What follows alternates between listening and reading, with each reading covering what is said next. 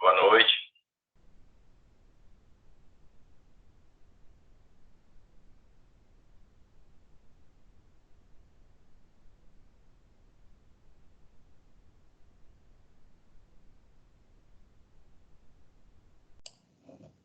Todo mundo me ouvindo bem aí, gente?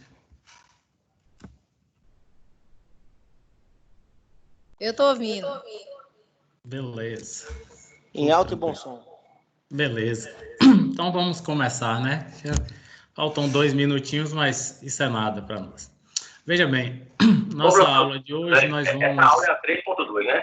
É 3.2. Antes da aula, amanhã, ou no mais tardar, dia 1º, eu publico as notas. Só falta um ajuste. Estou esperando um colega do terceiro semestre enviar para publicar todas de vez, mas a priori as notas foram boas. Vocês fizeram abordagens bem simples e bem tranquilo, então ninguém teve problema na avaliação, não. Então, a seção 3.2, pelo título aí, vocês dão para perceber que ela é bem ambiciosa, só que o título é mais ambicioso do que propriamente o conteúdo. Ele trata do constitucionalismo do século XVIII até o século XXI. Então, seria um semestre para tratar de tudo isso com relação a o que é o movimento constitucionalista do século XVIII ao XXI.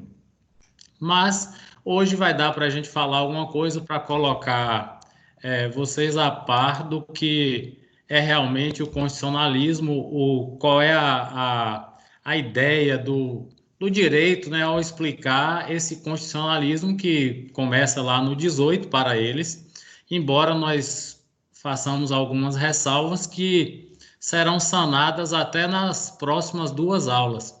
Porque, assim, o constitucionalismo do século XVIII, ele vai bater em 2 pontos.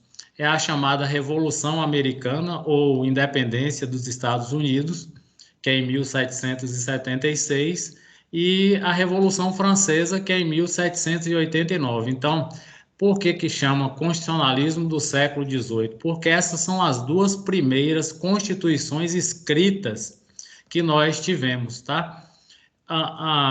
O movimento constitucionalista, ele realmente não começa no 18. Vocês vão ver na próxima aula que a gente vai nominá-lo como o início verdadeiro para o Ocidente é em 1215, com a Magna Carta lá na Inglaterra, na qual os barões ingleses submeteram o rei John Lackland, né, o João Sem Terra, à vontade de um início de parlamento. Não era parlamento ainda, mas o baronato inglês, ele disse ali a John Lackland, né, doravante, ou seja, de agora por diante, você, ao entrar em uma guerra, aumentar impostos e julgar um dos nossos pares, você vai ter que pedir permissão a nós. Então, por que essa carta, essa Magna Carta inglesa, ela não está sendo abordada aqui como início do movimento constitucionalista? Porque, embora ela seja escrita, ela não é uma constituição. Então, nós vamos falar disso no próximo tópico, só para vocês terem uma ideia, porque às vezes o aluno já tem um preconceito na etimologia mesmo da palavra, já conhece algo de constitucionalismo e já leu alguma coisa a respeito disso. Então, só para clarear o tópico. Porque, assim, a Inglaterra, como ela tem 4 documentos que servem de Constituição, então ela não tem uma Constituição enfeixada num código como o nosso. A nossa Constituição, ela é uma só, ela está dentro de um documento com 250 artigos e 105 emendas hoje. Então, ela é uma Constituição escrita. A Constituição americana também, ela é uma Constituição escrita. E a Constituição francesa vai no mesmo diapasão, vai na mesma esteira. Por isso que o tópico da aula é esse, você vai tratar do constitucionalismo a partir do 18 até o 21. Então, faz-se aí um recorte histórico, né, ou cronológico, deixando um pouco de lado os documentos ingleses que a gente vai estudar depois. na próxima aula. E também quando a gente vai estudar o próprio direito constitucional, teoria geral do direito constitucional, a gente vê muito da Magna Carta. O nosso artigo 5º ali, que é o do Direitos e Garantias Fundamentais, ele tem muitos elementos extraídos da Magna Carta. Troca-se apenas o nome, mas o fundamento em si, ele é bem focado lá no que o baronato inglês impôs ao John Lackland, né? Então, vamos lá. Constitucionalismo do século XVIII ao XXI, como eu já comecei aqui. Então, veja bem, a Revolução Francesa e a Revolução Americana, ou independência dos Estados Unidos, foram dois movimentos conduzidos pela burguesia, tá? Então, a burguesia, nós falamos um pouco disso na aula passada, ela era uma classe eclética, né, dentro da França, composta por vários grupos sociais. Você tinha ali desde altos financistas, industriais, banqueiros, sem teto, descamisados, todos agrupados no que chamávamos de burguesia. Então, o conceito de burguesia para os franceses no período pré-revolucionário ele era bem amplo, era bem versátil. Então, dentro da estrutura da França, só a burguesia pagava impostos. Então, o clero, cerca de 1%, como já falamos, a nobreza, cerca de 2%, e a burguesia, cerca de 97%, era a composição da sociedade francesa pré-revolucionária. Então, isso criou o estopim, né? Foi a principal causa da ruptura dos burgueses com o poder constituído em França, o poder aristocrático, o poder do rei Luís XVI. Então, você tem ali um caldo de cultura propício para o surgimento de uma revolução. E essa revolução é chamada liberal burguesa porque a burguesia toma as rédeas da França, né, a partir daí. Nós já vimos lá na unidade 2, na seção 2, que o Napoleão, um lídimo representante da burguesia francesa, ele convoca várias rebeliões pela Europa no intuito de atender os reclames da burguesia francesa. E esse movimento constitucionalista, ele começa justamente porque a burguesia rompe com um sistema político que não havia uma carta escrita. Valia o quê? Valia a vontade do rei. Então, tanto nos Estados Unidos quanto na França, valia a vontade do rei. Os Estados Unidos era uma colônia britânica. Então, quando eles rompem com a Inglaterra, eles vão promulgar a sua Constituição em 1787, 11 anos após o movimento de independência. Essa Constituição americana foi conduzida pela burguesia inglesa que morava nos Estados Unidos, e ela é uma Constituição que a gente chama de Constituição sintética. Ela tem ali 7 artigos e cerca de 29 emendas, salvo engano, é bem pequena, porque no modelo do constitucionalismo americano, aos estados ficou reservado a várias leis que são distintas das leis federais, é diferente do nosso sistema, por exemplo, nós temos uma Constituição que ela é chamada de analítica, mas todos os estados da federação, eles também têm constituições também analíticas, mas seguem o nosso modelo. Isso aí é matéria lá para nós trabalharmos em constitucional. Então, voltando aqui, por que chamamos de liberal? Porque a burguesia ela queria, né, o afastamento desse poder castrador do Estado, do absolutismo, que o rei podia tudo.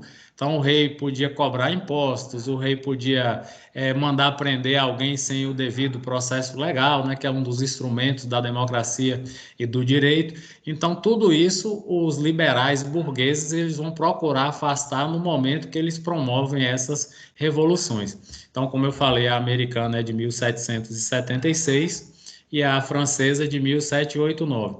Contexto histórico, obviamente, é o absolutismo, porque os direitos individuais são olvidados, são esquecidos, e aí, após essas revoluções, as chamadas liberdades públicas, né, vão se tornar o núcleo dessas revoluções. Todos os burgueses que promovem as revoluções, eles querem aí agora um afastamento do Estado, tá, das suas vidas. De que forma? Eu quero empreender, o Estado não deixa.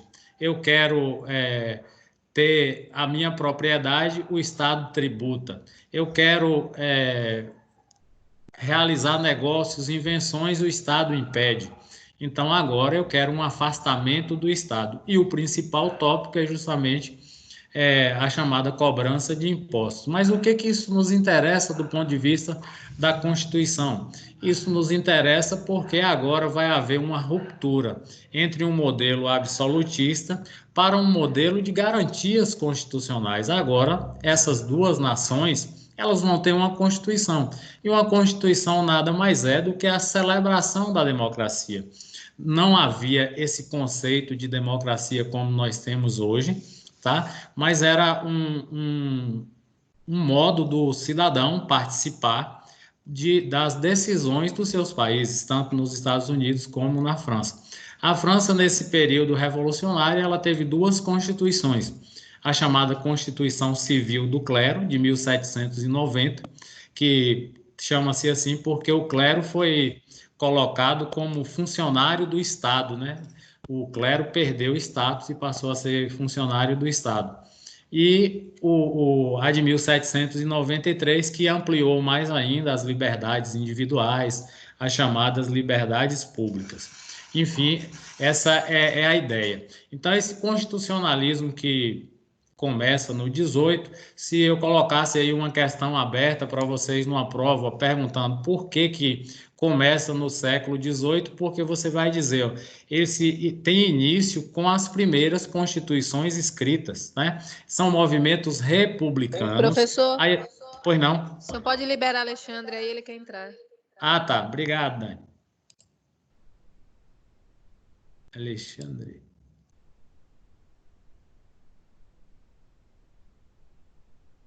A internet parece que está meio lenta, está admitindo.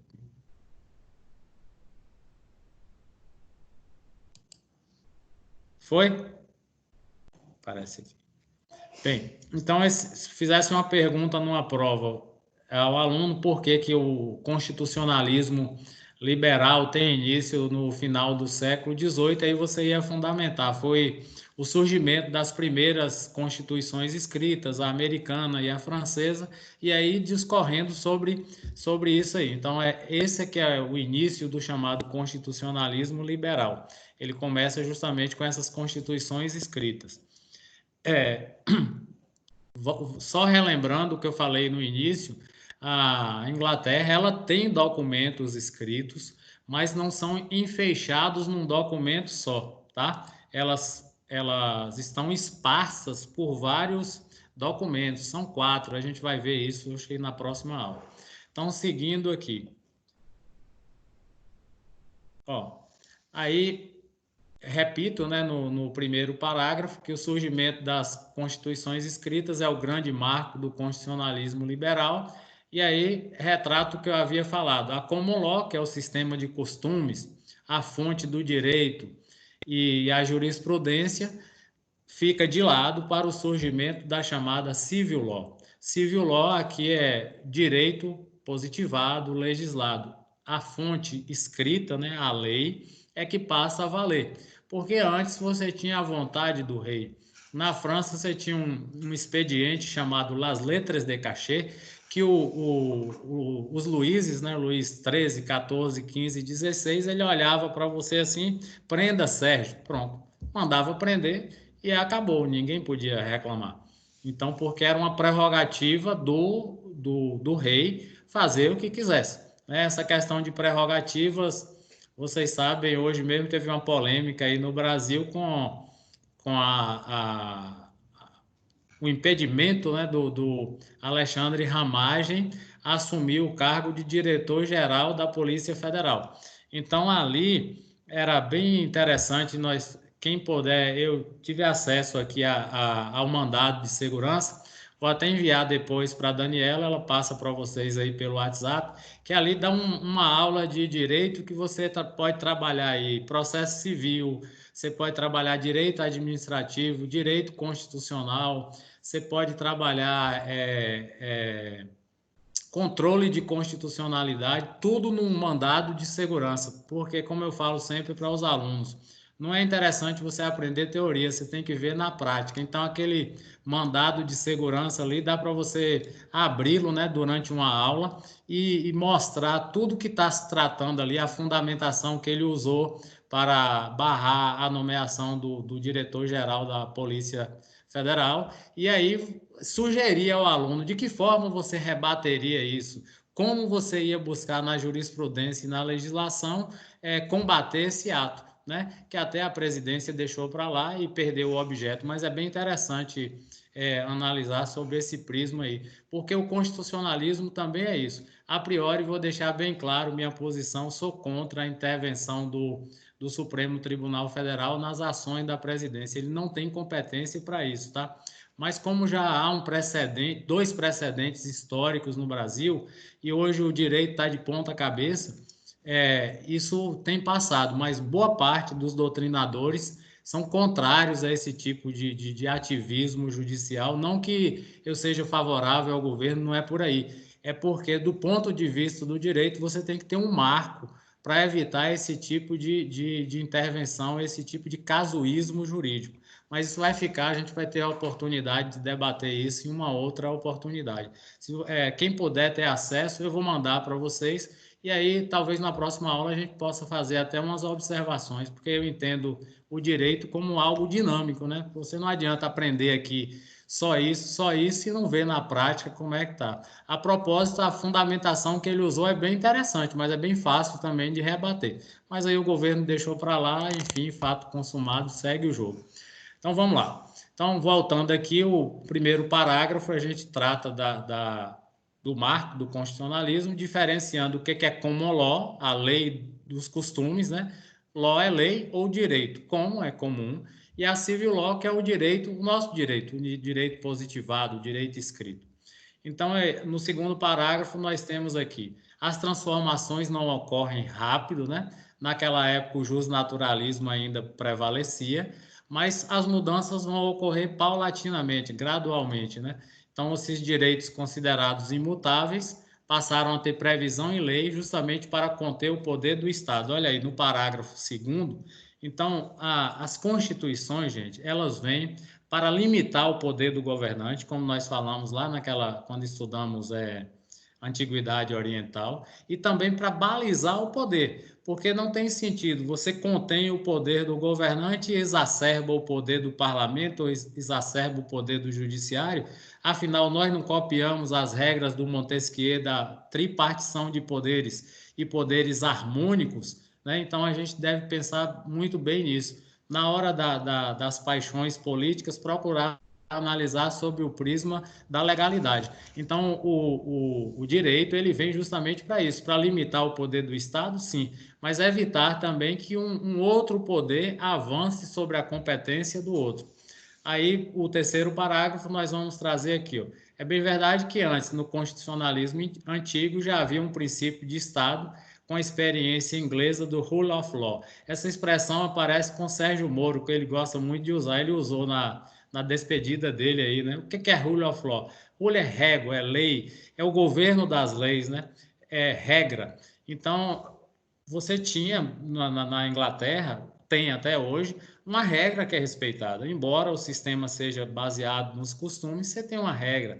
Há uma tendência a respeitar as regras que são chamadas de precedentes judiciais, tá? Ou judicial review, que a gente chama no inglês americano. Então, veja bem. Então, aquele exemplo que eu dei para vocês. Se Paulo comete um crime de homicídio, João também comete um crime de homicídio. As situações são similares, a tendência é que o tribunal vá aplicar penas também similares, coisa que difere do nosso direito, que é positivado, porque o nosso júri pode entender diferente, as petições podem estar mais bem fundamentadas num caso ou no outro, e aí o júri definir de forma distinta, né? Então, a gente tem atenuantes, a gente tem agravantes, o nosso direito é bem complexo, mas não é por isso que ele é ruim.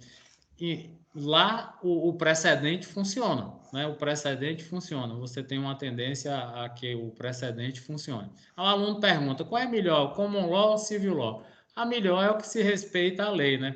O primado das leis deve ser importante, porque nós já vimos aqui historicamente que quando você respeita a lei, facilita o governo, facilita para o operador do direito, não gosto muito dessa expressão, mas facilita para todo mundo, facilita para o aluno, para o professor, porque essas experiências que a gente chama de ativismo judicial, ou constitucionalismo do direito, ou neoprocessualismo, neoconstitucionalismo, às vezes tem prejudicado bastante o próprio direito. A gente vai ver isso em direito constitucional, a gente vai observando isso ao longo do curso, a gente vai mudando, né, para saber se realmente está funcionando o que o próprio Supremo propõe, né?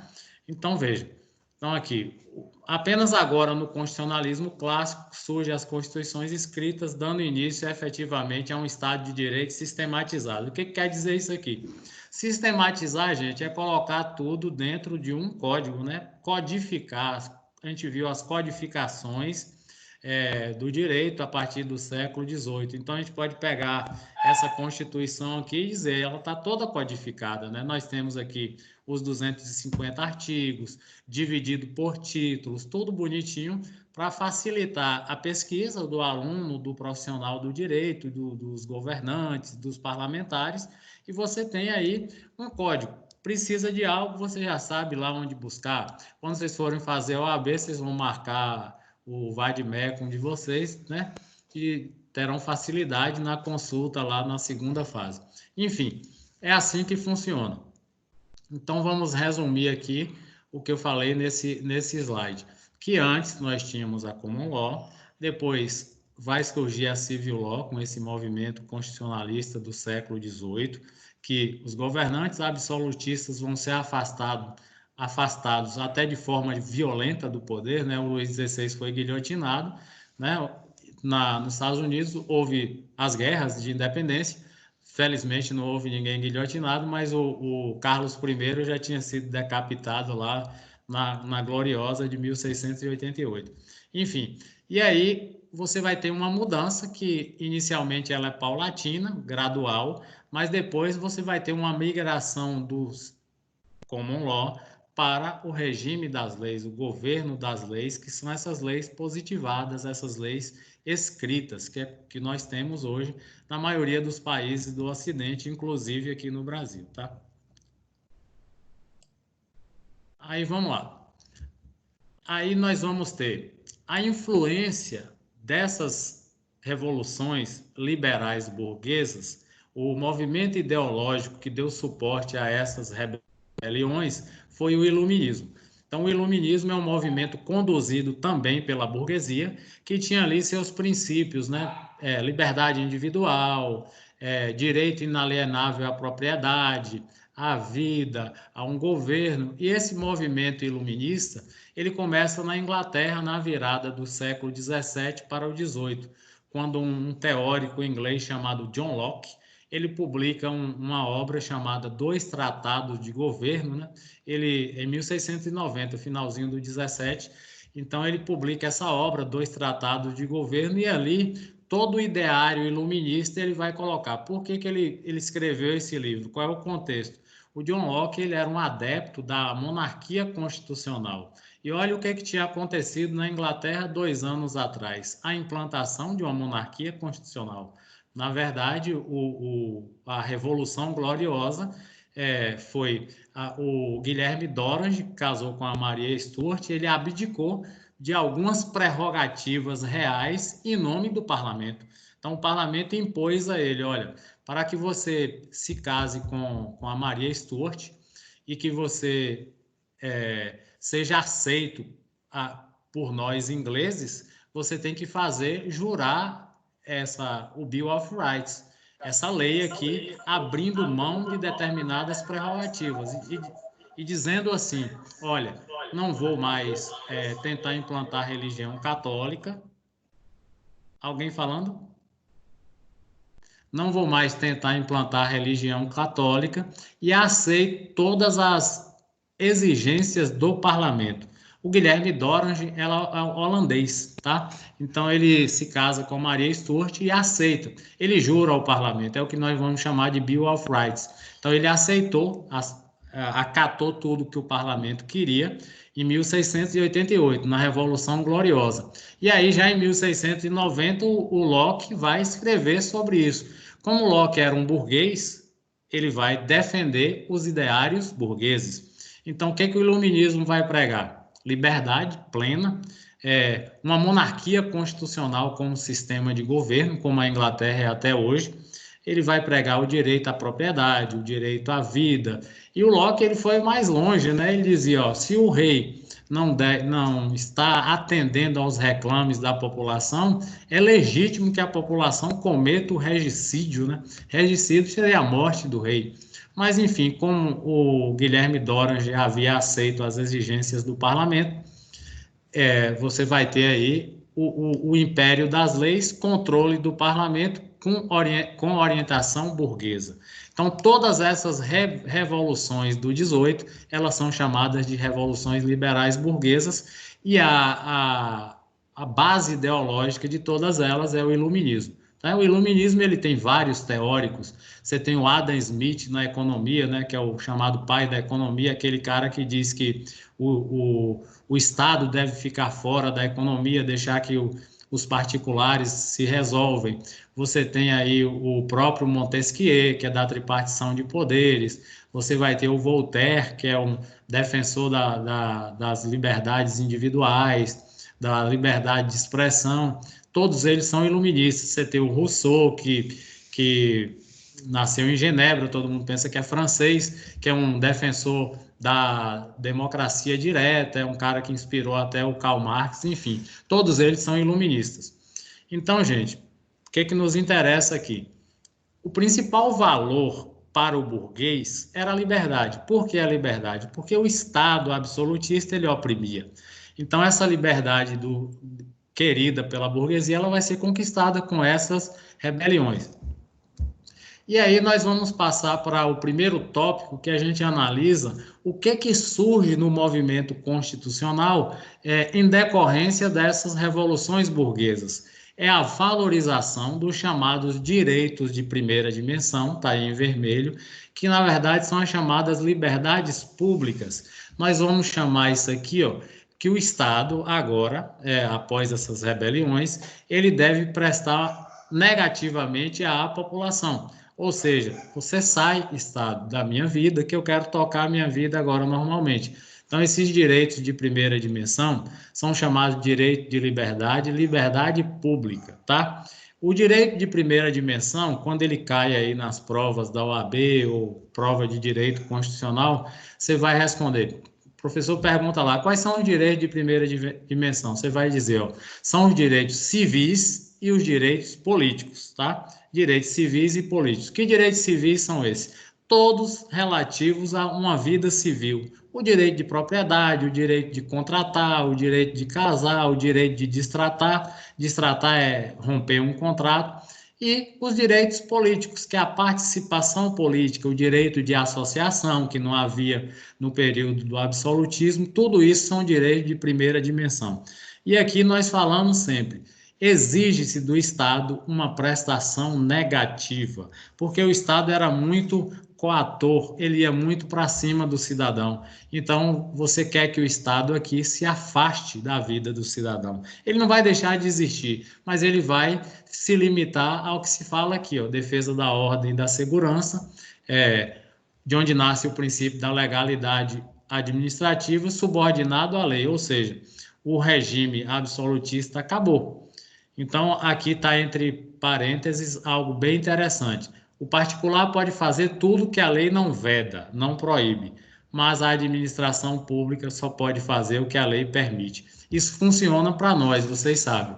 Então, se a lei não proíbe você de andar de short de banho pela rua, você pode andar. Tá? Se a lei não proíbe, você pode andar. Mas a administração pública, ela só pode fazer o que a lei permite.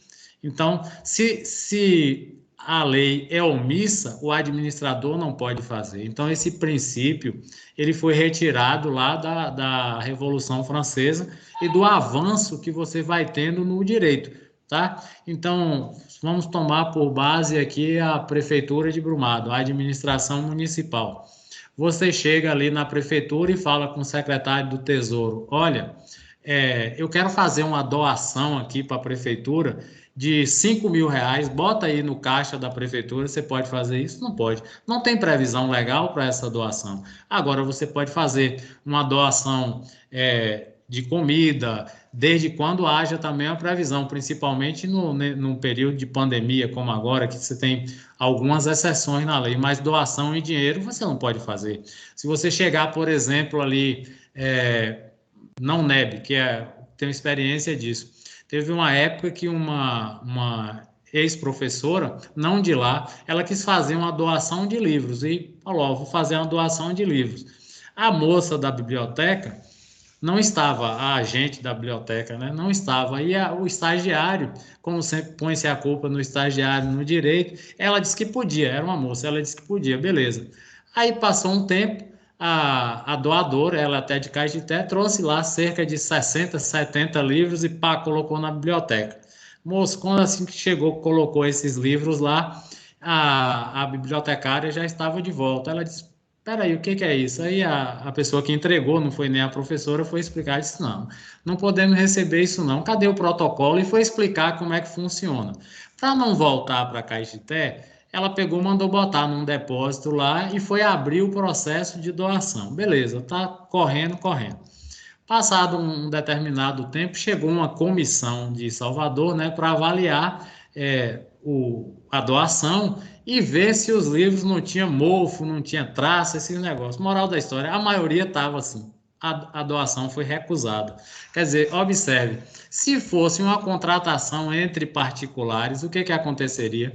A bibliotecária receberia, poria lá nos escaninhos, lá nas prateleiras, e estava entregue. Mas na administração pública não é assim, você tem regras, você tem lei. Então, só para ressaltar aqui essa parte que está em parêntese, o particular pode fazer tudo que a lei veda, a lei não veda. Não proibiu, faça. Mas a administração pública só faz o que a lei permite. Então, você não tem previsão legal para aquilo, o governante não deve fazer. Vocês sabem aí, os atos de improbidade dos governantes. Hoje é um perigo você ser prefeito, governador, principalmente prefeito de cidades pequenas, porque eles não dominam ainda essa questão das leis. O cara recebe uma verba para merenda escolar e desloca a verba para consertar a carteira. Não pode, não tem previsão legal. Então ele acaba cometendo um ato de improbidade. A intenção dele foi boa, mas ele violou a lei, né? Não tem essa previsão. Veio para merenda, veio para consertar a carteira, para consertar a carteira. Enfim, para finalizar esse parágrafo, o Estado de Direito, nessa fase, é sinônimo de Estado liberal. Então, o que é isso? Se a burguesia, que era liberal, inspirada no iluminismo, ela fez as revoluções, é óbvio que ela vai dar uma feição burguesa a esse Estado.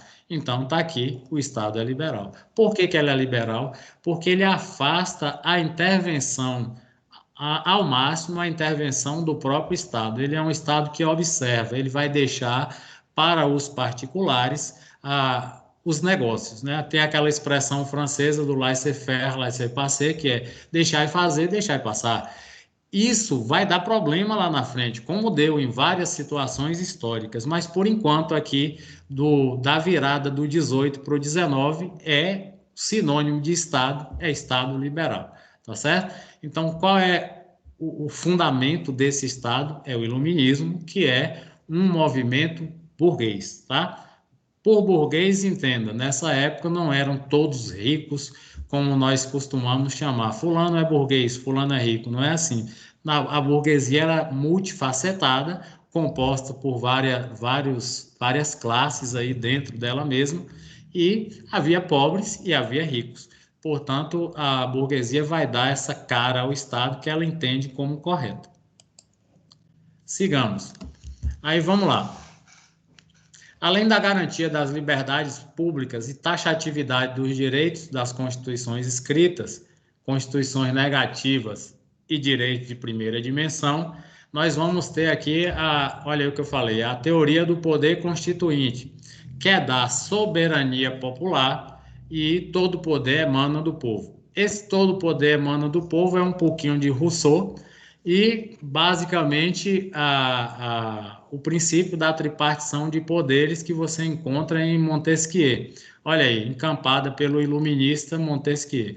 O Montesquieu era um barão, né, rico francês, e que era um estudioso das leis, mas era um liberalzão e burguês. Então, ele elabora essa teoria da separação de poderes, que a gente chama de teoria de tripartição de poderes, em legislativo, executivo e judiciário. Os ingleses chamam esse sistema de checks and balances, e a gente chama o sistema de freios e contrapesos, né, que limita o poder estatal. Lembrem-se que eu falei lá atrás, no primeiro slide, que os poderes têm que ser, na ideia de Montesquieu, que nos inspira, que inspirou todas as nossas constituições democráticas, é um sistema harmônico e independente. Você tem aí executivo, judiciário, legislativo. Então, o legislativo elabora as leis, faz as leis. O executivo executa, administra, e o judiciário observa a legalidade das leis. Então, como eu comentei aqui, quando você tem uma atitude tipo a do Alexandre de Moraes, isso é uma violação de um outro poder. Embora o ambiente político esteja impregnado a ponto de aceitar esse tipo de decisão, uma decisão monocrática de um ministro do Supremo, ele fere o princípio esse princípio aqui, tá? Então, aqui a gente está tratando da legalidade do direito, da teoria do direito e não da paixão política ou do professor ou do aluno. Então, o professor ele deve colocar dentro de uma perspectiva jurídica e não dentro de uma perspectiva da paixão política, porque essa visão do próprio STF como guardião da Constituição, ela já aconteceu por 3 vezes, né? Aconteceu lá na nomeação do Lula, quando o Gilmar Mendes também decidiu monocraticamente, a nomeação da Cristiane Brasil para ministra do Trabalho do Temer, que a Carmen Lúcia confirmou uma decisão de um juiz de primeira instância, o Leonardo Coceiro, lá do Rio de Janeiro, e voltou a ocorrer agora. Então, o ambiente político do Brasil ficou impregnado. Então, o próprio Supremo, ele entrou por uma via perigosa, como ele havia feito isso antes, criou o precedente judicial, olha que nós falamos dele aqui lá no início, criou o precedente judicial, então não pode voltar mais atrás. Mas isso provavelmente, não agora, se nós tivermos uma tranquilidade, vamos dizer assim, voltarmos a um ambiente mais saudável na política, mais saudável no direito, provavelmente esse tipo de intervenção não vai mais ocorrer, não deveria ocorrer. Enfim, mas vamos lá. Então, essa marca da experiência liberal francesa de limitar o poder com essa publicação do livro do Montesquieu, O Espírito das Leis. Então, o Espírito das Leis, ele traz justamente isso. 3 poderes separados harmonicamente, cada um na sua, né? Então, a separação de poderes cria o sistema de freio e contrapeso que limita o poder estatal. Na verdade, você tem isso aí bem claro. Então, se o judiciário extrapola, o Congresso controla, o Legislativo controla.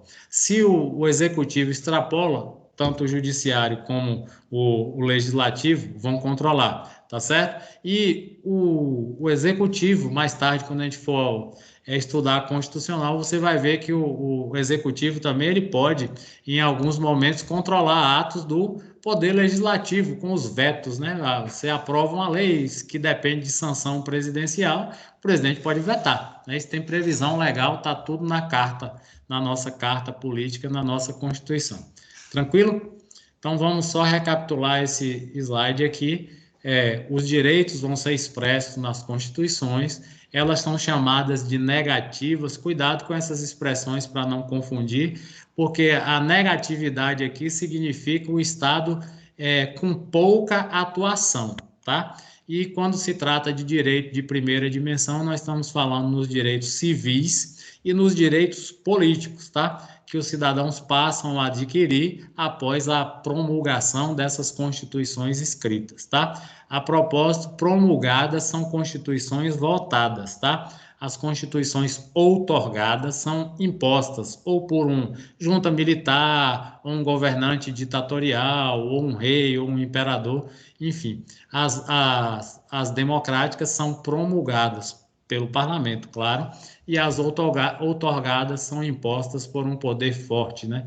Ou um ditador, ou um imperador, ou um rei, enfim, a gente vai estudar tudo isso também lá em Constitucional. Tranquilo? Vamos seguir. E aqui a finalização desse slide é falar da separação de poderes, né? Que o freio e o contrapeso é isso. Você vai, avança, alguém te freia. Você avança, alguém te freia. Ninguém pode extrapolar o seu poder. Aí vem, a gente dá um saltinho cronológico aqui, né? E vamos falar do chamado constitucionalismo social, que é o Estado que era omisso nos direitos de primeira dimensão, ele agora vai passar gradativamente a ser um Estado indutor, tanto do desenvolvimento como promotor das proteções dos indivíduos, da chamada proteção social. Então, quando é que esse Estado do bem-estar social ele começa a aparecer? Ele vai começar a pôr em prática a chamada segunda fase das dimensões do direito, que são os direitos econômicos, sociais e políticos. Ele vai surgir após a Primeira Guerra, tá? E vai avançar até depois da Segunda Guerra, tá certo? Então, o fim da Primeira Guerra inicia uma nova fase do constitucionalismo, o chamado constitucionalismo social. Por que ele aparece? Porque a Primeira Guerra ela foi devastadora para a Europa. Todo mundo sabe que foi uma pobreza muito grande, muitas mortes. As democracias ficaram arruinadas, as democracias chamadas liberais burguesas, que nós falamos lá atrás, as chamadas democracias parlamentares, né? O voto ele foi perdendo o valor porque a crise econômica era muito grande. Geralmente, na história da humanidade, quando você tem um país com crise econômica muito aguda, muito acentuada, o tecido social se rompe, o tecido político se rompe e aparecem as chamadas revoluções tanto à direita quanto à esquerda. Então, pode surgir regimes totalitários. No caso da Europa, surgiram regimes totalitários de direita, né, na Europa Ocidental, e na Europa Oriental vai surgir um regime totalitário de esquerda, que é a Revolução Russa. Então, você vai ter aí, por que chama-se período do entre guerras? Porque a partir da Primeira Guerra, essa crise, e para culminar com essa crise oriunda da Primeira Guerra, nós vamos ter um fenômeno econômico violento, que é a chamada Depressão de 1929, bem parecida com agora a pandemia, só que ali o problema foi eminentemente econômico. Agora a gente teve um problema de saúde, uma pandemia, um problema de saúde em escala mundial que está afetando as relações econômicas no mundo todo, não só econômicas, como sociais, políticas. Então, se vocês pegarem aí as lives do Instagram, só dá o direito civil em tempo de pandemia, o direito constitucional em tempo de pandemia, a resolução dos contratos em tempo de pandemia, não sei o que em tempo de pandemia. Tudo gira em torno da pandemia. Então, vocês devem acompanhar isso, estão vendo aí que todo mundo só fala em tempo de pandemia. Revisão de contratos, casamento acabando, tudo isso acontecendo por conta da pandemia, porque é uma revolução realmente na vida das pessoas. E o direito, ele não pode ficar omisso nesse momento. Agora que ele deve se manifestar, agora que o direito deve proteger os mais fracos, os hipossuficientes, agora que se ele veio como ente regulador das relações sociais, que é uma das definições do direito, o direito com D maiúsculo, é agora a hora dele se mostrar, tá certo? Então, tudo trata da pandemia, né? Em tempo de pandemia. A própria noção de aula, você vê, nós tínhamos aulas presenciais, hoje estamos em aulas remotas, tudo vai mudando. Mas voltando aqui ao que nos interessa. Então, nesse período após a Primeira Guerra Mundial, a própria noção do direito, ela vai mudando. Ela vai mudando, porque o Estado do Estado liberal, ele não deu conta de cuidar de todas as pessoas. E aí vai uma crítica que não é uma crítica de cara ser comunista ou não. Se você deixa um país muito correr com rédeas muito frouxas, liberal, o mais bem postado na sociedade, o mais esperto, vamos usar assim, ele vai engolir o menos esperto. Então, isso vai acontecer. Aí o Estado acorda para essa realidade e fala, não, nós agora temos que ser o indutor do desenvolvimento, o promotor do crescimento e o protetor das liberdades individuais, porque se nós deixarmos assim, o que vai acontecer? O Estado vai ficar com uma massa de marginalizados, sem acesso à justiça, sem acesso a nada. É hora de surgir o estado do bem-estar social. E aí nós temos a segunda fase, né, a segunda dimensão dos direitos, a proteção dos direitos sociais. E essa segunda fase, ela vai proteger os direitos econômicos, olha aí a economia funcionando, os direitos sociais, tá? E os direitos culturais. Então, ela vai abarcar praticamente toda a vida das nações, tá? Econômicos, sociais e culturais. São os direitos de segunda dimensão. Se vocês pegarem alguma videoaula para assistir, ou mesmo num livro, tem lá direito de primeira, segunda e terceira geração, não está errado. Só que a terminologia mais aceita como dimensão é porque uma dimensão, quando surge, não acaba a outra, ela dá sequência ao que a outra trouxe. Então, ela valoriza aquele outro e acrescenta, aperfeiçoa. Mas o termo geração não está incorreto. Então, essas 3 gerações nós vamos ver nessa aula, ou dimensões, né? Eu prefiro o termo dimensão. Então, vamos lá. Esse fenômeno ocorre por quê? Há um resultado devastador para o mundo, arruína várias sociedades, muitos pobres e as condições de sobrevivência começam a ficar ruins. A crise nas democracias liberais, que eu mencionei aqui, você tem o nazismo na Alemanha, o fascismo na Itália, o franquismo na Espanha e o salazarismo em Portugal. Todos os regimes de força, né? O nazismo ele vai acabar em 45, o fascismo também, o franquismo só em 76, o salazarismo em 74 em Portugal. Enfim, as constituições elas vão ter necessidade de garantir, né, proteger esses direitos sociais. Como assim? Aí você vai abrir agora um leque na interpretação das constituições. Nós vamos ver isso muito em direito constitucional, porque a Constituição, até a gente já falamos aqui, você tem várias formas de interpretá-la, né? A forma mais aceita é a interpretação conforme a Constituição.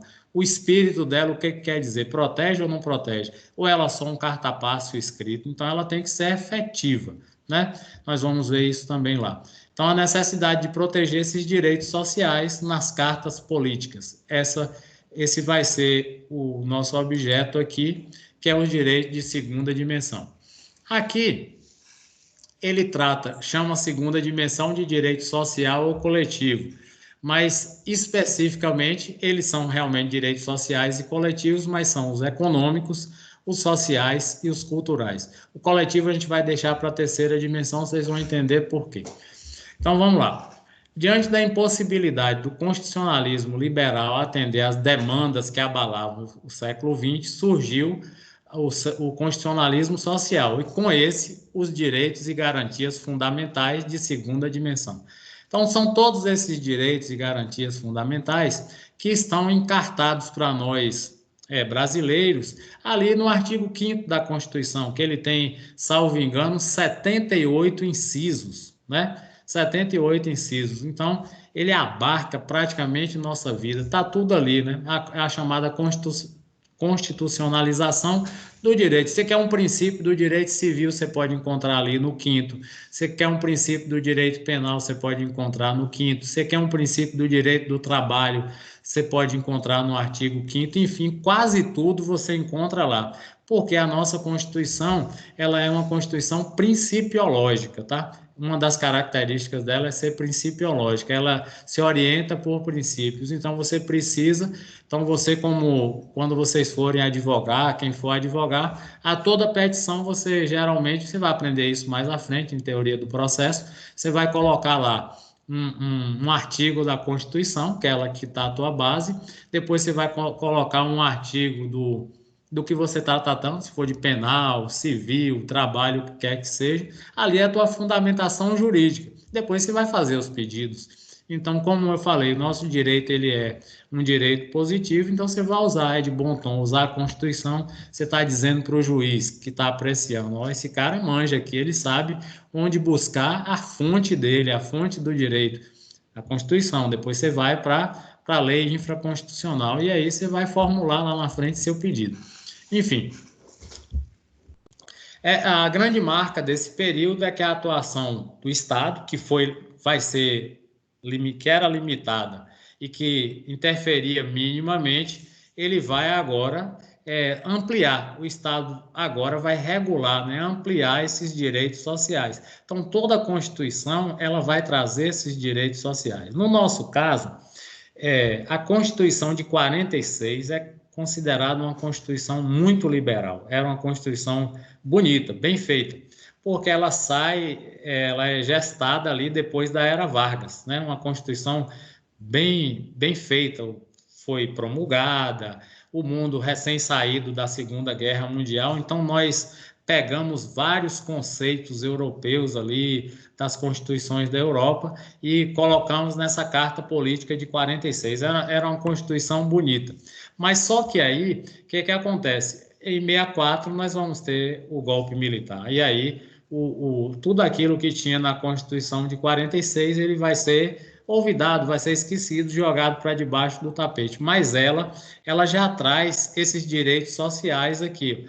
Tá? Muitos direitos sociais, por exemplo, a consolidação do voto feminino, que tinha desde de 34, ela é ampliada mais ainda na de 46, o voto obrigatório, sufrágio universal, a proteção de vários direitos, a proteção do subsolo, que até hoje nós temos na Constituição de 88, ela veio da de 34, de Vargas, foi confirmada na de 46 e confirmada também na de 88, então foi uma Constituição que teve vários direitos consagrados. Então, esses direitos de segunda dimensão, só para repetir, são os econômicos, são os sociais, são os políticos. Nós vamos ter uma sensação que agora nós somos cidadãos, pelo menos no papel, pelo menos na Constituição. Então, o Estado, ele deixa aquela posição omissa da primeira fase da Constituição, das constituições liberais, da francesa lá e da americana, e passa a ser um Estado que induz o crescimento, que cuida das pessoas, que vai ter... Você vê que o nosso SUS hoje ele está sendo bem avaliado justamente porque o Sistema Único de Saúde ele é universal, atende a todos, seja estrangeiros ou brasileiros, estrangeiro que aqui esteja, ele vai atender um sistema universal. Então, é uma garantia que você tem, que o Estado está cuidando de você. Você tem aí agora, por exemplo, na crise da pandemia, você tem o Estado socorrendo os mais necessitados. Você tem ali uma ajuda chamada auxílio emergencial. É isso que é um governo, atender aos reclames populares. Você tem aí, é o que está expresso na Constituição, o papel do governo realmente é esse aí, tá? Então, isso, gente, os direitos de segunda dimensão, os econômicos, os sociais e políticos.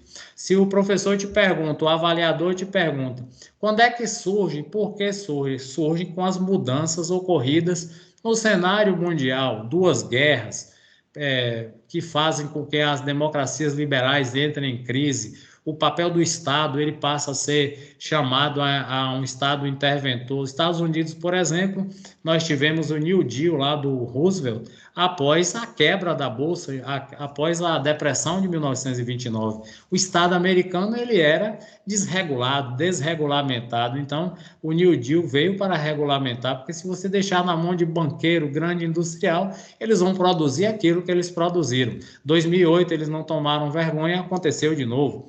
E agora nós estamos vendo aí, assistindo no mundo, onde o Estado é omisso, a pandemia está sendo mais violenta, né? Você viu lá em Milão, o prefeito deu uma vacilada, os casos aumentaram. Na Alemanha, onde a Angela Merkel foi mais atuante, os casos são abrandados. Se você for na Nova Zelândia, que a primeira-ministra deu um exemplo para o mundo, né? Foi uma mulher, deu uma, Jacinda Ardern, ela fechou tudo. Hoje você tem o quê? 2 mortes por dia, 1 morte por dia, já vai ser relaxado o lockdown. Então funciona assim, gente. O Estado, a meu juízo e de vários doutrinadores, ele deve cuidar das pessoas. Ele existe para isso. Afinal, foi um pacto que foi feito lá na Idade Moderna. Isso também a gente vai estudar lá em Constitucional. Enfim, direitos amparados nas constituições foram ampliados para garantir direitos e liberdades individuais. Então, a sua liberdade ela não acaba, ela vai ser ampliada, mas o Estado vai cuidar de você. Claro que ele não vai cuidar de todas as partes da sua vida, pelo menos ele vai tentar. Pelo menos está aqui escrito na Constituição que ele é assim. Vou falar algo para vocês que vocês vão achar até brincadeira. Não sei se vocês sabem, um dos princípios da nossa Constituição é garantir a felicidade, tá? Se aparecer para você aí numa prova, num exame aberto, um dos princípios basilares dela é garantir a felicidade, que os gregos chamavam lá atrás de eudaimonia. Aí eu tinha um aluno que toda vez que eu falava isso, professor, esse nome não é ligado ao demônio, não? Eu falava, não, quer dizer mesmo felicidade, eudaimon em grego é felicidade. Então ela deveria garantir a felicidade, mas aí a gente já vai entrar para uma seara mais da filosófica, que a felicidade para um pode não ser para outro. Mas pelo menos para garantir uma felicidade institucional é a obrigação dela. Afinal de contas, nós votamos nos constituintes de 88 para isso. Vamos lá. Vamos para a terceira parte aqui, que são os direitos de terceira dimensão, né? Então, os direitos fundamentais de terceira dimensão, ou direitos humanos de terceira dimensão, são ligados ao valor aqui, ó, fraternidade ou solidariedade. Isso vai nos remeter novamente lá à Revolução Francesa, que tinha como 3 princípios a liberdade, a igualdade e a fraternidade. Então, os direitos de terceira dimensão são os direitos coletivos e difusos, tá? Esse nome difuso, ele significa que eu não sei... Professor, o meu sumiu o slide. Foi? Peraí. E agora? Apareceu? Ainda não. Peraí, deixa eu voltar aqui. Mas pode ir, porque o Orninho está com o computador ligado aqui, eu vejo pelo dele. Tá, agora tá vendo, Dani? No meu celular, não. Mas pode tá. ir, eu tô vendo aqui no computador de hoje. Tranquilo. Eu vou jogar no e-mail. Acho que eu até joguei já no e-mail, mas eu jogo lá para você. Bem, o que é direito fundamental de terceira dimensão? São os direitos coletivos e difusos, tá? Quando vocês ouvirem essa expressão, direito difuso, parece que é algo assim, coletivo, todo mundo já sabe que é para todos. Difuso, porque eu não sei quem é o destinatário desse direito. Todo mundo faz parte destinatário desse direito difuso. Exemplo, quando eu digo todos têm direito à sustentabilidade do meio ambiente, um meio ambiente equilibrado, sustentável. Isso, inclusive, é a dicção legal lá do artigo 225 da Constituição. Então, é um direito difuso, pode ser de Daniela, pode ser de Osni, pode ser de Sérgio, pode ser de Jane, pode ser de Luciano, pode ser de Alexandre, pode ser de todos nós. Correto? Então, isso é que é um direito difuso. Ele pertence a todos. Então, essa terceira fase do direito fundamental, ela vai abarcar tudo, direito coletivo e direito difuso. Aqui eu vou fazer um parêntese, porque no próprio livro de Direito Constitucional, quando vocês forem estudar a teoria geral da Constituição, tem alguns doutrinadores que colocam direito de 4ª dimensão, 5ª dimensão e 6ª dimensão. Não assustem. Ele vai dizer, ó, o direito à paz, o direito à democracia e o direito à água. Mas a boa doutrina, pelo menos a doutrina mais simplificada, ele vai dizer o quê? Que nos direitos fundamentais de terceira geração, tudo isso está aqui. Se eu digo que eu quero uma sociedade fraterna, já está embutido aqui que essa sociedade é voltada para a paz. Se eu quero dizer que eu quero uma sociedade solidária, ela também está implícito que é um direito à paz, correto? Se eu quero dizer que os povos têm direito à autodeterminação, eu estou dizendo aos povos que ele tem direito a um regime democrático, ou um direito a um regime que ele, povo, escolheu. E se eu quero dizer que o povo tem direito a um meio ambiente sustentável, eu estou dizendo também que no meio, a água faz parte, os recursos hídricos, eles fazem parte do meio ambiente. Então, não há que falar em direito de quarta, quinta ou sexta dimensão. Embora nós tenhamos aí um doutrinador muito bom, que é o Paulo Bonavides, vocês vão estudar bastante ele lá em Constitucional, que ele fala desses direitos de quarta, quinta e sexta dimensão. Por enquanto, nós vamos ficar nesses três aqui, que são os clássicos, tá? A boa doutrina entende esses três como encerra esse assunto. Então, vamos lá. O que é o direito coletivo e difuso? Ele vai abarcar todos esses direitos aqui, ó. Desenvolvimento, progresso, fraternidade, solidariedade, meio ambiente, autodeterminação dos povos, coisas que os americanos não respeitam, invadem outros países, bem como, olha aqui agora, o direito à propriedade, tá? Sobre o patrimônio comum da humanidade e o direito de comunicação. Então, todos deveriam ter tudo isso na mesma medida. Sabemos que isso é quase impossível o grau de divisão da própria sociedade, né, da própria humanidade. Então, você tem países ricos, que as pessoas têm acesso a tudo, tem países mais pobres que as pessoas não têm acesso nem a noções básicas de higiene e saúde, enfim.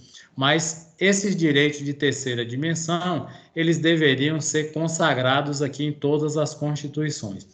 Uma outra observação que eu quero fazer para vocês é que todos esses direitos que foram extraídos ali de forma principiológica da Revolução Francesa, na Revolução Francesa nós tivemos a publicação lá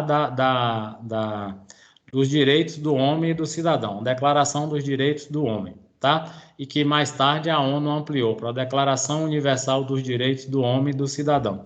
Então, lá da Revolução Francesa, isso foi colocado nessa Carta da ONU, tá? Por isso que isso espraiou-se, né, por quase todos os ordenamentos jurídicos do mundo, pelo menos do Ocidente.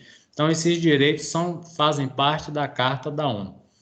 Aqui, no segundo parágrafo, nós temos os chamados direitos transindividuais, que são esses aqui. Por que transindividuais? Porque eles transcendem o indivíduo. Não é só para mim, não é só para um de vocês, é para todos. E aí aparece aqui em vermelho o rol exemplificativo destinado à proteção do gênero humano. Pessoal, quando a gente fala em rol exemplificativo no direito, nós estamos fazendo um contraponto a uma outra expressão do direito chamado de rol taxativo. O que é rol taxativo? Quando você enumera ou dá números a determinado ato jurídico, a determinado artigo jurídico, a determinada lei do poder público. Então, o rol taxativo. O que acontece? Se você pega, por exemplo, um ato do Poder Executivo Municipal, então, digamos que o prefeito Eduardo ele tivesse colocado nesses últimos decretos que ele publicou, desculpa, ele colocasse lá, olha, apenas os bares e restaurantes, eu vou inverter o que ele fez, tá? Apenas os bares e restaurantes estão autorizados a abrir durante o mês de maio, ou seja, de 1 a 31 de maio. Então, isso é um rol taxativo, só abre bar e restaurante, correto? Supermercado pode abrir? Não. Ele não é bar, ele não é restaurante, correto? Então, ele não poderia abrir. Já se eu coloco o rol exemplificativo, ele poderia colocar assim, ó, todos os estabelecimentos comerciais que atendem ao público e são atividades comerciais podem desenvolver as suas atividades comerciárias durante o mês de maio, ou seja, de 1 a 31. Então, rol exemplificativo. Você vende droga na frente do colégio? Pode vender, pode abrir. Claro que droga não, viu, gente? É brincadeira. Tudo que você faz parte do comércio, desde que seja lícito, é rol exemplificativo. Então, não significa que esses direitos que estão mencionados aí no primeiro parágrafo são apenas eles. Se vier um novo direito, então por isso que o Paulo Bonavides ele coloca lá direito, por exemplo, à genética. Então, ela pode estar aqui, ó, desenvolvimento ou progresso. Vamos supor que você, mulher, quer fazer uma inseminação artificial, você quer ter um bebê de proveito, você quer ter um bebê por... Você vai poder, desde quando a bioética permite, então está aqui, o desenvolvimento ou progresso. É um rol exemplificativo. Está escrito aqui bioética, está escrito aqui inseminação artificial, congelamento de embrião, que vocês vão ver isso lá na frente, que é uma confusão danada no direito. Está escrito aqui? Não, mas está implícito. É um direito que está implícito, porque o rol, ó, ele é exemplificativo. Eu estou dando um exemplo do que pode ser colocado aqui, tá certo? Está escrito aqui uso capião no direito de propriedade sobre o patrimônio comum? Não. Mas o que é uso capião? A posse mansa e pacífica, aí você tem vários anos que você, de 5, de 10, de 15, de 20, de 25, uso capião. Outra coisa que vocês vão aprender lá no direito. Entendeu? Então, não está escrito aqui, mas é rol exemplificativo. Você pode alegar o direito à propriedade, o direito à terra e entrar com ação de uso capião. É legítimo. Então, isso é que é rol exemplificativo. Você segue o exemplo. O rol taxativo, o nome já está dizendo, é só aquilo ali. Só pode fazer aquilo que está no rol taxativo. Os artigos da Constituição, quando ele vem, ele é rol taxativo. Por exemplo, você tem ali o artigo 121 do Código Penal, matar alguém. Aí tem lá, quando muda para o 122, não é mais 121. Então, o rol taxativo do 121, ele morre ali no 121, tá? Então, o último parágrafo aqui, nós temos os direitos farão parte da nova fase do constitucionalismo, pois agrupa o direito coletivo e difuso, pretendendo atingir a totalidade dos indivíduos. Então, isso aqui é só corrobora, né, reforça o que nós falamos aqui, ó, que é a proteção dos direitos coletivos e dos direitos difusos, que você não olha quem. Todo mundo é destinatário desse direito, né? Aí quando lá você vai ver muito em petição aí do Ministério Público, Ministério Público é que a gente chama de de protetor da sociedade, né?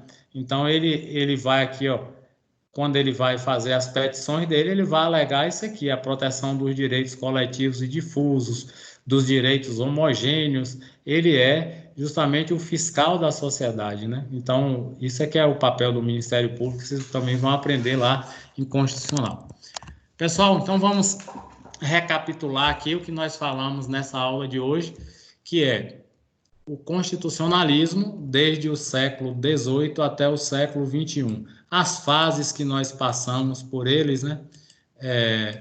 Desde a Revolução Francesa até o pós-Segunda Guerra, tá certo? Então, em resumo, nós temos movimentos conduzidos pela burguesia. A burguesia é essa que teve como anteparo, como base ideológica, o iluminismo. Iluminismo esse que é gerado pelo próprio avanço da burguesia. A burguesia é a classe que paga impostos na França, na Inglaterra, e por pagar impostos ela realmente quer influir no processo político dessas nações. E nós vamos ter as chamadas dimensões dos direitos fundamentais, dos direitos humanos. Nós vamos sair de uma fase em que o justnaturalismo, o direito que era baseado em constituições que não eram escritas, as chamadas common law, consuetudinárias ou costumeiras, para um direito onde as constituições são escritas. Esse é o marco histórico do constitucionalismo liberal no século XVIII. Marco histórico porque você vai ter aquilo que era expresso apenas em leis esparsas, ou em relatos, ou em documentos, vai ser enfeixado num documento só, que nós vamos chamar de Constituição. Esse é o movimento constitucionalista liberal. E isso põe de lado, né, solapa o absolutismo, que é um regime centralizado na figura de um monarca, de um governante. A partir daí, na primeira fase, na primeira dimensão dos direitos fundamentais, nós vamos ter um Estado omisso, prestando um serviço negativo. Mas não é negativo na acepção etimológica da palavra, é um negativo em que o Estado ele atua pouco. Ele atua pouco porque ele deixa os particulares, os cidadãos, exercerem esses poderes que foram conquistados por essas revoluções do modo que eles entenderam. E aí, as limitações desse poder, elas só vão surgir com a publicação de documentos, porque os próprios burgueses entendem que a exacerbação, a extrapolação do poder, ela vai, de alguma forma, prejudicar o andamento normal dessas sociedades políticas.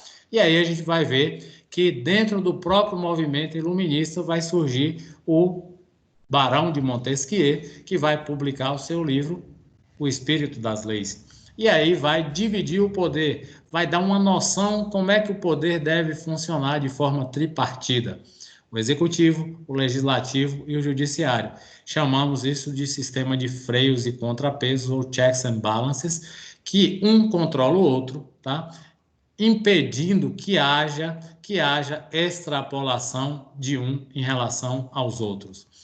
E nós vamos ter, depois disso, a segunda fase dos direitos fundamentais. Essa segunda fase vem com o impacto das guerras, principalmente da Primeira Guerra, que deixa muitos mortos na Europa, muda as relações sociais, políticas, econômicas, agravamento dessa própria situação por conta da depressão de 1929, surgimento de governos totalitários à direita e à esquerda, e aí você tem esse movimento constitucionalista que passa a cuidar mais das pessoas, que vai ser chamado de constitucionalismo social. Alguns teóricos vão chamar também de constitucionalização do direito, porque o direito vai trabalhar ali junto, ó, gente, para atender esses reclames das pessoas. Então, essa é a segunda fase. Nessa segunda fase, você vai ter um cuidado com os direitos econômicos, com os direitos sociais e com os direitos políticos dos cidadãos, primeiramente nessas sociedades europeias. E depois ele vai se espalhando pelo mundo inteiro. O Brasil, ele foi receptor dessa brisa, dessa aragem democrática também com a Constituição de 46, que eu falei para vocês. Constituição bastante liberal, bem bonita, bem redigida, mas que depois teve aquele impacto do golpe militar. Enfim, mas o que nos interessa é isso, essa proteção desses direitos econômicos, sociais e culturais.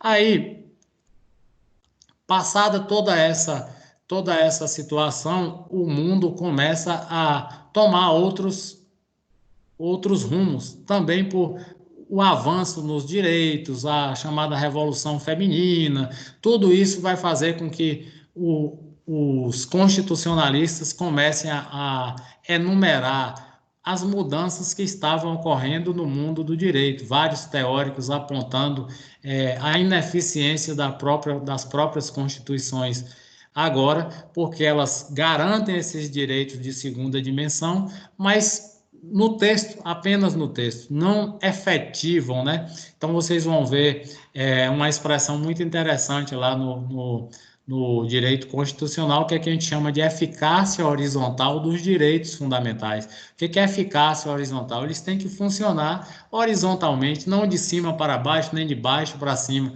horizontalmente atingindo a todos da mesma maneira. Então, aí você tem a terceira fase, que é a garantia dos direitos coletivos e os direitos difusos, que abarca todo mundo. Então, nos direitos coletivos e nos difusos, você tem aí o Estado vai passar a atender a todos os reclames dos cidadãos, pelo menos isso está amparado na Constituição. Com os exemplos que foram dados aqui na aula, esse amparo na Constituição está lá. O que nós precisamos garantir como país, como cidadão? Que esses direitos se efetivem, né? E que, afinal de contas, o aspecto eudaimônico da Constituição, da felicidade, ele realmente se realize, tá? Tranquilo? Acho que falei demais hoje, não foi, gente? Deixa conversa. Então, gente, vocês têm alguma observação a fazer aí? Acho que eu falei demais aí, não dei nem participação para vocês sobre a aula de hoje. Vamos lá? Não, eu gostei da aula. Jane só pediu para dizer que ela quer o mandato de segurança aí, viu? Que o senhor falou no início da aula. Ah, tá. Vou mandar para você agora, viu? Peraí, deixa eu ver se está aqui no meu celular, ó. Você está testemunha ocular que eu estou fazendo isso, viu? Deixa eu procurar Ou aqui. sim, pode mandar aí que eu mando para todo mundo. A nossa Pronto, unidade tá aí. 3 começou na aula de hoje, né, professor? Não, na passada, lembra que a gente fez 3.1, depois tivemos a prova? Ah, pronto. É porque Malaquias, a 3.1 já entrou na prova dele. Ah, tá, é. Então a Mas nossa começa assim, da 3.1 para frente. a nossa dá 3.1. Agora nós vamos dar, pode ficar tranquilo, nós vamos dar ênfase nos tópicos que nós vamos utilizar na nossa próxima disciplina, que é a Teoria Geral do Direito, né? Teoria Geral do Direito, desculpa, Teoria Geral da Constituição. Esperamos que no segundo semestre a gente esteja de volta presencialmente, que é melhor para a gente debater essas questões, porque, como eu falei para vocês, o Com direito é certeza. dinâmico, né? Então, em um momento como esse que a gente está vivendo, é muito aprendizado para o aluno, como eu falei para vocês. Então, a gente poderia, por exemplo, abrir esse mandado de segurança e ir discutindo aspecto por aspecto, variando ali, né, onde tem aquilo que nos afeta no dia a dia e que nos afeta também como profissionais do direito, vocês vão ser, a gente já é, mas é bem interessante isso, como é que a pessoa fundamenta, né, que é bem interessante. Lembra que eu falei lá atrás, na nossa primeira aula, que uma das cargas que o estudante de direito carrega, ele não poder mais emitir opiniões baseadas no senso comum. Porque às vezes você fala assim, poxa, aquele ministro decidiu assim, que cara, não sei o que, todo mundo fala. Mas vamos ver a fundamentação, discutir, porque depois você pode chegar a uma conclusão diferente daquilo que você pensava antes. E você vai ver, poxa, que voto bonito que o cara deu, mesmo que você não concorde, mas você vai ver aí nesse mandado de segurança que ele faz um apanhado histórico, ele cita teóricos franceses, ele cita teóricos americanos, tudo isso aí, nós falamos hoje aqui de Revolução Americana, né, Independência Americana. Então, nos Estados Unidos, os caras que fizeram a primeira Constituição, que é Benjamin Franklin, George Washington, James Madison, eles são chamados de Founding Fathers, os pais da pátria. Eles citam esses caras lá. Não que eu concorde com o voto, eu já até manifestei, mas que é assim, é bonita a forma como o cara trabalha o direito. Claro que não foi ele que redigiu, são os assessores, né? Mas você vê que ele trabalha de forma bastante brilhante. E era bom que o governo rebatesse para você poder comparar o tipo de argumentação jurídica que os dois usaram, mas infelizmente a medida perdeu o objeto porque o governo desistiu da nomeação do diretor-geral, mas isso é que é bacana no direito, você olhar tudo, porque é uma disciplina muito rica, né? Você olhar tudo isso, bem interessante por aí, tá certo? Mais alguma coisa aí, senhoras e senhores? Alô? Não, Então tá. Não. tudo entendido. Tudo entendido? Então, uma boa noite para vocês. Essa aula, Dani, você me dá um retorno depois se eu enviei para o e-mail, se não eu envio amanhã. E vocês têm lá no Eu YouTube, olho né, sim, que a gente professor. coloca, tá certo? Eu olho sim, aí o senhor manda para a gente, eu mando para eles. Tá certo, então. Tá, um abraço então para Obrigado, vocês. professor. Boa Até noite. a próxima quarta. Obrigado a vocês pela presença. Boa noite, Um professor. abraço. Boa noite, abraço. Tchau, tchau. Boa noite, professor. Boa noite, Boa pessoal. noite. Ok, boa noite. Aggravation.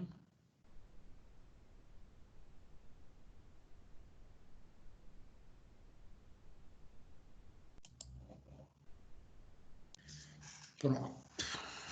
Vamos sair aqui.